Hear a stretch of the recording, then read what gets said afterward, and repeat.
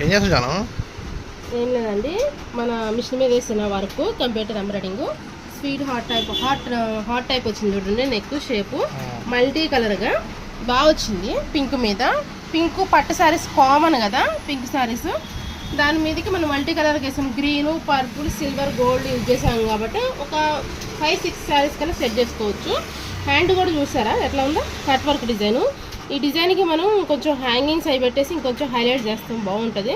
మీకు ఇట్లాగే చూడండి ఎంత బాగా వచ్చిందో ఫినిషింగ్ అదంతా. ఫ్రంట్ వచ్చేసి 1 సైడ్ అండి, బాగుంది కదా, చాలా బాగుంది.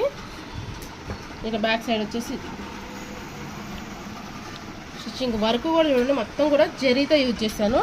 జరీ ఫినిషింగ్ కూడా చూసుకోండి ఎంత బాగా వచ్చిందో, మొత్తం కూడా బాగుంది.